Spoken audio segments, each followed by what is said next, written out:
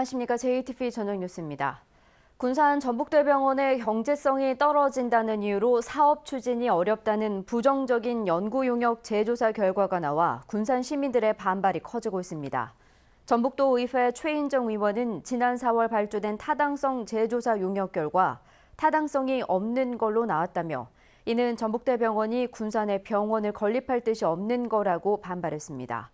최인정 의원은 지난해 병원 부지까지 발표한 전북대병원이 1년 만에 사업을 포기할 경우 군산 시민을 우롱하는 거나 다름없다며 전북대병원의 약속 이행을 촉구했습니다.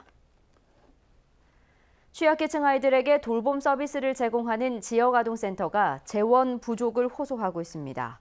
전북도의회 정호영 의원은 아동이 20명에서 29명인 지역아동센터에 매달 440만 원가량이 지원되는데 프로그램 비용과 인건비를 제외하면 35만 원밖에 남지 않아 공과금을 내기도 빠듯하다고 밝혔습니다. 정호영 의원은 부족한 지원으로 종사자들의 이직과 퇴직이 잦고 시설 개선이나 기자재 확충이 어렵다며 전라북도의 예산 지원을 요청했습니다. 국민의당 정동영 의원이 다음 달 27일에 열릴 임시 전당대회에서 당 대표로 출마하기로 했습니다. 정동영 의원은 위기에 빠진 당을 구하기 위해 재창당 수준의 변화가 필요하다며 당 대표를 맡아 당원에게 희망을 주고 집권할 수 있는 틀을 갖추겠다고 밝혔습니다. 국회 김광수 의원은 논란이 되고 있는 용혈성 요독 증후군이 이른바 햄버거병에 대한 식약처가 손을 놓고 있다고 비난했습니다.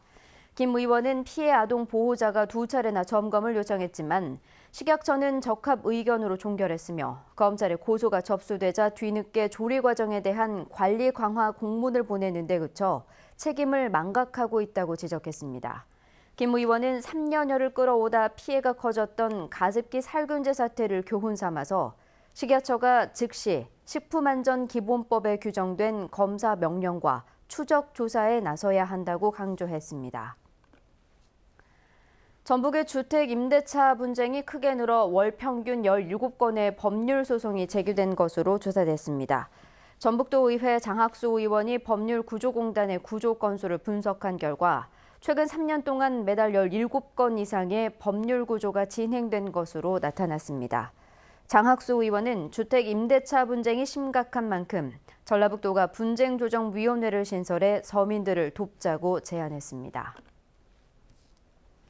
어제 오후 12시 50분쯤 김제시 진봉면 고사마을의 한 야산에서 벌초 작업을 하던 62살 지적장애 3급 최모 씨가 실종돼 경찰과 소방서 119 구조대가 이틀째 수색 작업을 벌이고 있습니다.